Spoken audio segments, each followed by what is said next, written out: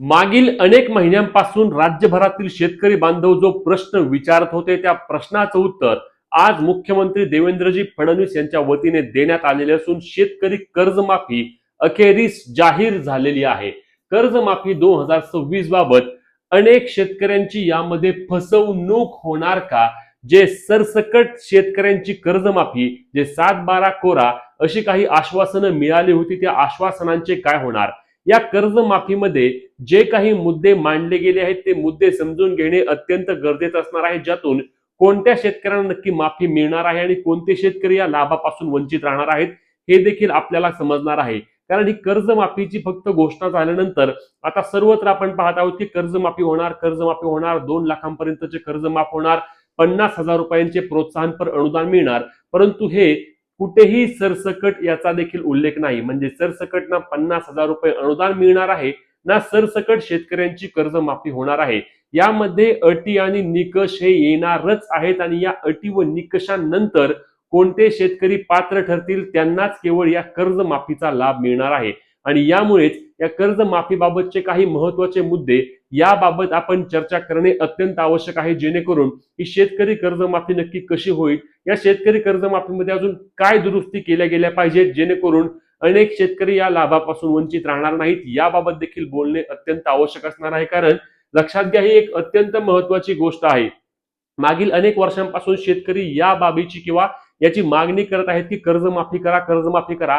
आता कर्जमाफी झाल्यानंतर परत 5-6 वर्ष तरी यामध्ये कोणत्याही प्रकारची परत कर्जमाफी होत नाही आणि म्हणूनच यातून जे पात्र आहेत किंवा ज्यांना गरज आहे, खरं पाहायला गेलं तर राज्यातील सर्वच शेतकऱ्यांना आता या कर्जमाफीची गरज आहे।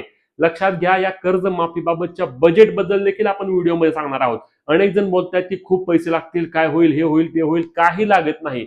इतर सरकारच्या ज्या योजना आहेत, ज्या योजना सरकारने सुरू केलेल्या आहेत त्यांच्या तुलनेमध्ये शेतकऱ्यांच्या कर्जमाफीसाठीचे लागणारे बजेट हे अत्यंत कमी प्रमाणामध्ये असणार आहे। या सर्वांबाबतची चर्चा करूया।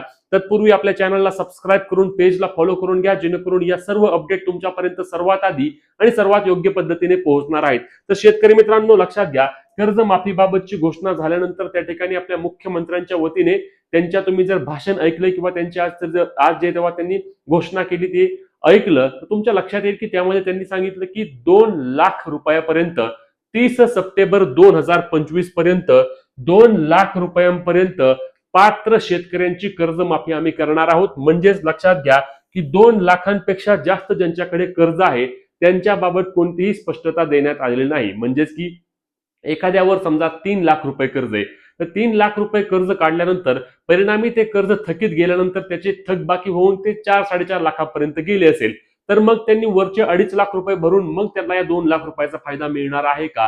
किंवा ज्यांचे कर्ज 2 लाखांच्या वरती गेलं आहे त्यांना या कर्जमाफीचा लाभ मिळणार आहे का नाही, अशा बाबतीत कोणतीही स्पष्टता त्या ठिकाणी सरकारच्या वतीने देण्यात आलेली नाही। या संदर्भात जेव्हा शासन निर्णय येणार आहे, जो GR येईल, कारण सरकारचं मत आहे की अजूनही याची समिती अभ्यास करत आहे।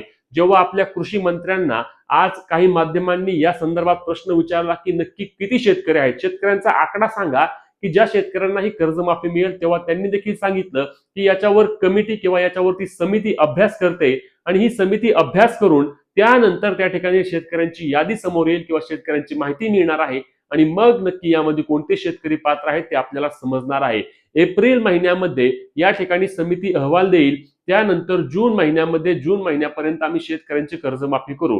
यामध्ये 30 जूनला करू, 15 जूनला करू, 1 जूनला करू, फक्त एवढं सांगितलंय की 30 जूनच्या आधी आम्ही शेतकऱ्यांची कर्जमाफी करू, कारण 30 जून पर्यंत शेतकऱ्यांना त्या ठिकाणी नवं जुनं करावं लागतं। खरं पाहायला गेलं तर 30 जून पर्यंत नवं जुनं कोणाचं असतं, तर जे सोसायटीमधून कर्ज असतं त्याचं असतं।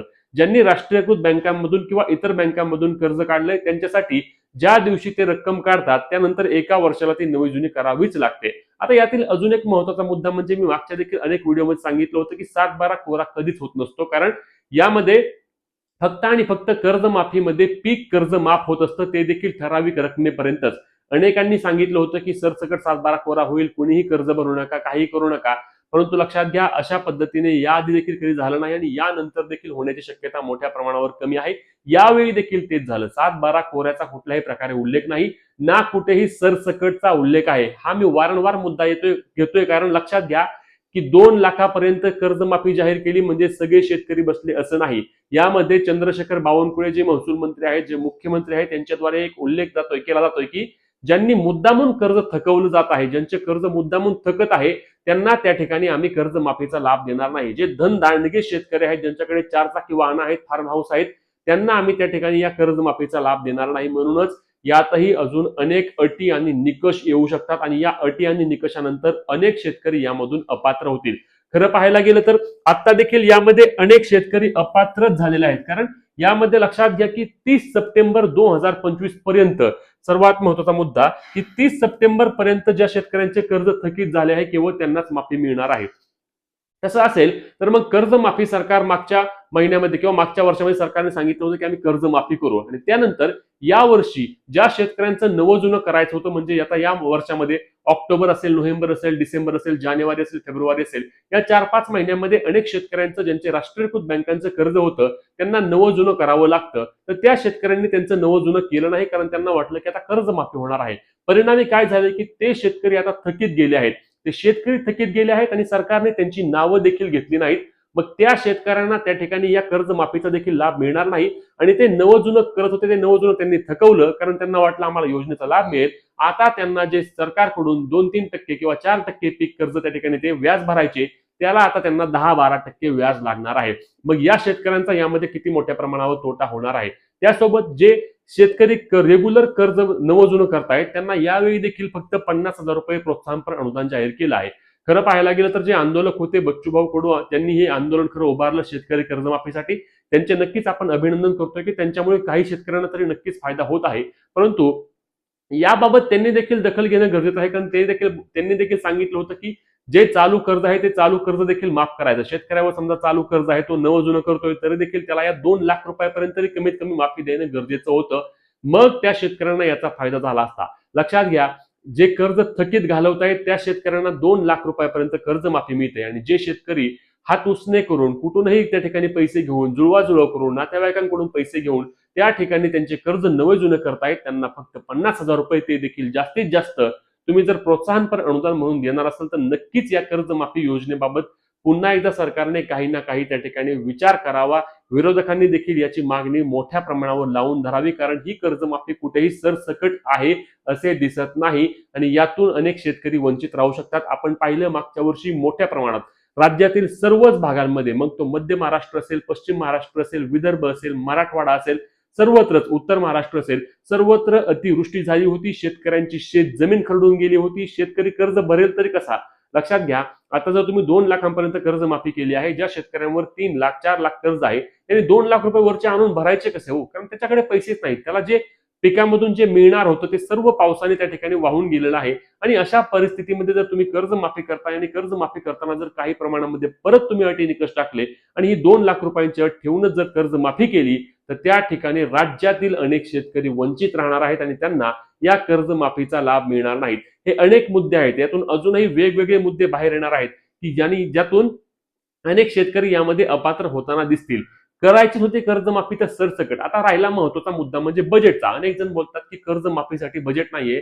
लक्षात घ्या आपण म्हणत नाही काही पण जर सरकारने मागील 2 वर्षांपूर्वी सत्तेत येण्यासाठी किंवा सरकारला वाटलं की आता आपण सत्तेत येऊ शकत नाही म्हणून एक लाडकी बहीण योजना ज्या योजनेचे कव्हरेज सर्वात जास्त आम्ही देतो. नक्कीच महिलांसाठी योजना आहे आम्हाला मान्य आहे. या योजनेचं वर्षाचं बजेट असतं किती असतं 45,000 कोटी. 45,000 कोटी योजना सुरू होऊन 2 वर्ष झाले म्हणजे 90,000 कोटींच्या आसपास लाडकी बहीण योजनेअंतर्गत सरकारने 2 वर्षामध्ये खर्च केला आहे. खरं पाहायला गेलं तर महिलांनी मागणी केली होती का अजिबात नव्हती. ही योजना सुरू होईल काय होईल कुणी मागणी केली का काही नव्हतं. सरकारने काय केलं की महिलांना त्या ठिकाणी आकर्षित करून त्या ठिकाणी या योजनांचा त्या ठिकाणी सुरुवात केली आणि या योजनेचे 2 वर्षाचे 90,000 कोटी 5 वर्षापर्यंत 9 45 म्हणजे झाले किती तुम्ही स्वतः काढा आणि जवळपास 450 कोटी जेवढे तुम्ही ह्याचा हिशोब काढा आणि एवढे जर पैसे त्या ठिकाणी सरकार घालवतंय तर मग लक्षात घ्या की शेतकऱ्यांचा कर्जमाफी शेतकऱ्याचा सातबारा कोरा करायला निधी किती लागतोय हो. किती निधी लागणार आहे सांगा मला. 50,000 कोटींच्या आसपास सर्व शेतकऱ्यांच्या त्या ठिकाणी कर्ज मुक्ती होईल. परंतु सरकारने याबाबत नक्कीच काही ना काही वेगळी धोरणं करून ही कर्जमाफीबाबत नक्कीच काही ना काही त्या ठिकाणी मार्ग काढावा आणि सरसकट शेतकऱ्यांना कर्जमाफी द्यावी अशी अजूनही आम्ही आमच्या चॅनलच्या आणि पेजच्या माध्यमातून मागणी करतो. तुम्हाला याबाबत काय वाटते नक्की कमेंट करून सांगा. ही महत्त्वाची व्हिडिओ जास्तीत जास्त शेतकरी मित्रांपर्यंत शेअर करून आपल्या पेजला फॉलो आणि चॅनलला सबस्क्राईब करून तुमचे प्रश्न आणि तुमचे विचार कमेंटमध्ये नक्की मांडा. भेटूया पुढच्या व्हिडिओत. तोपर्यंत जय महाराष्ट्र.